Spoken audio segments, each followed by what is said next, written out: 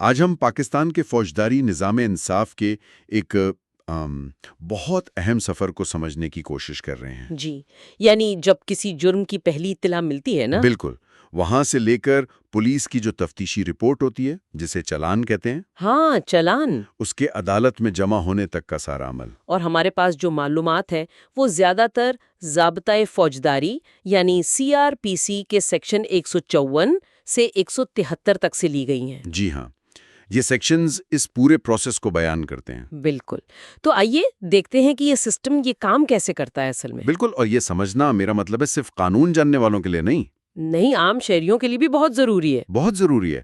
اور دیکھیں، سب سے پہلی اور بنیادی بات جو ہے وہ ہے دو قسم کے جرائم کا فرق۔ اچھا، ایک قابل دستاندازی یعنی کوگنیزیبل، ہاں، اور دوسرے ناقابل دستاندازی یعنی نان کوگنیزیبل۔ یہیں سے ساری کہانی شروع ہوتی ہے۔ تو شروعات وہ FIR سے ہوتی ہے، فرسٹ انفارمیشن رپورٹ۔ جی، FIR سیکشن 154 یہ صرف قابل دستاندازی جرائم کے لیے درج ہوتی ہے۔ یعنی وہ سنگین جرائم جن میں پولیس بغیر وارنٹ کے گرفتار کر سکتی ہے۔ بالکل، اور اگر جرم ناقابل دستاندازی ہو یعنی تھوڑا کم سنگین نوعیت کا تو پولیس FIR نہیں لکھتی، وہ بس روزنامچے میں ایک انٹری کرتی ہے سیکشن 155 کے تحت، جسے لوگ رپورٹ یا کبھی کبھی کچی رپورٹ بھی کہہ دیتے ہیں۔ اچھا، اور اس کا فرق یہ ہے کہ ناقابل دستاندازی جرم میں پولیس خود سے تفتیش شروع نہیں کر سکتی، انہیں اجازت لینی پڑتی ہے۔ جی، مجسٹریٹ سے اجازت لینی پڑتی ہے۔ اور یہ کیسے پتا چلتا ہے کہ کون سا جرم قابل دستاندازی ہے اور کون سا نہیں؟ اس کے لیے CRPC کا دوسرا شیڈیول ہے،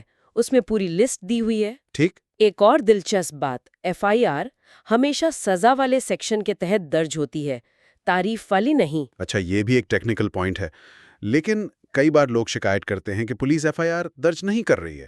اگر ایسا ہو تو کیا کریں؟ جی، یہ مسئلہ آتا ہے۔ پنجاب میں تو اس کا ایک طریقہ ہے، پہلے آپ متعلقہ SP انویسٹیگیشن والے ان کو درخواست دیں۔ ٹھیک۔ اگر وہ نہ سنیں تو پھر سیکشن 22A اور 22B ہے، اس کے تحت آپ جسٹس آف پیس جو عام طور پر سیشن جج ہوتے ہیں، ہاں، سیشن جج، ان کے پاس درخواست دے سکتے ہیں کہ وہ پولیس کو حکم دیں FIR درج کرنے کا۔ اچھا، یہ تو ہو گیا اندراج کا مسئلہ۔ اب فرض کریں FIR درج ہو گئی لیکن کافی دیر سے ہوئی، اس کا کیا اثر ہوتا ہے؟ یہ بہت اہم ہے۔ FIR میں اگر بلا وجہ بہت تاخیر ہو نا تو کیس کمزور ہو جاتا ہے۔ عدالت یہ سوچ سکتی ہے کہ بھئی اتنی دیر کیوں لگی، کہیں یہ سوچ سمجھ کر مشورہ کر کے کہانی تو نہیں بنائی گئی۔ یعنی ملزم کو شک کا فائدہ مل سکتا ہے۔ بالکل، اسی لیے وہ زیرو FIR کا بھی ایک تصور ہے کہ اگر جرم کہیں اور ہوا ہو، آپ کہیں اور ہوں، تو فوری اطلاع قریبی تھانے میں دے دیں، تاکہ کم از کم وقت پر اطلاع رجسٹر ہو جائے۔ جی، تاکہ تاخیر والا پہلو نہ آئے۔ اور کبھی کبھی ہوتا ہے کہ ایک ہی واقعے میں دونوں پارٹیاں ایک دوسرے پر الزام لگا رہی ہوتی ہیں، کیا دونوں FIR کروا سکتی ہیں؟ دیکھیں، قانون تو کہتا ہے ایک واقعے کی ایک ہی FIR ہوتی ہے۔ سپریم کورٹ کا فیصلہ بھی ہے، سغرا بی بی کیس، ہاں، سنا ہے کہ دوسری FIR نہیں ہونی چاہیے تاکہ یہ کراس کیسز نہ ہوں۔ لیکن ہوتا یہ ہے عملی طور پر۔ عملی طور پر کیا ہوتا ہے؟ جس کی FIR پہلے ہو گئی، تفتیش اکثر اسی کے زاویے سے چل پڑتی ہے، اسے ایک سبقت سی مل جاتی ہے۔ قانون اور عمل میں تھوڑا فرق آ جاتا ہے۔ جی، کبھی کبھی۔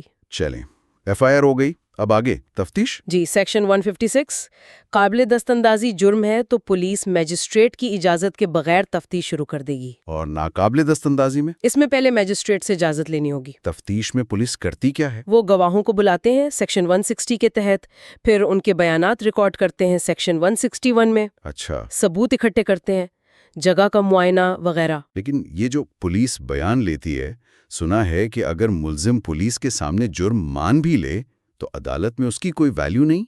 بالکل صحیح سنا ہے۔ قانون شہادت کہتا ہے کہ پولیس کی حراست میں کیا گیا اعترافی بیان قابل قبول شہادت نہیں۔ وجہ یہ کہ شبہ ہوتا ہے کہ شاید دباؤ میں یا تشدد سے بیان لیا گیا ہو۔ تو پھر اگر کوئی واقعی اعتراف کرنا چاہے تو پولیس اسے سیکشن 164 کے تحت مجسٹریٹ کے سامنے پیش کرتی ہے۔ اچھا، مجسٹریٹ کے سامنے؟ جی، مجسٹریٹ پوری تسلی کرتا ہے کہ ملزم آزاد مرضی سے بیان دے رہا ہے، پھر اسے ریکارڈ کرتا ہے، اس بیان کی قانونی حیثیت ہوتی ہے۔ ٹھیک، تفتیش کے دوران اگر کسی کو گرفتار کیا جائے تو اسے کب تک پیش کرنا ہوتا ہے؟ آئین بھی کہتا ہے اور CRPC کا سیکشن 61 بھی کہ 24 گھنٹے کے اندر اندر لازمی مجسٹریٹ کے سامنے پیش کرنا ہے۔ اور اگر پولیس کہے کہ 24 گھنٹے کافی نہیں، تفتیش باقی ہے، تو پھر وہ مجسٹریٹ سے ریمانڈ مانگتے ہیں، جسمانی ریمانڈ، سیکشن 167۔ وہ کتنا مل سکتا ہے؟ ایک بار میں 15 دن سے زیادہ نہیں ہو سکتا، اور عام طور پر یہ تھوڑا تھوڑا کر کے ملتا ہے، 2 دن 3 دن۔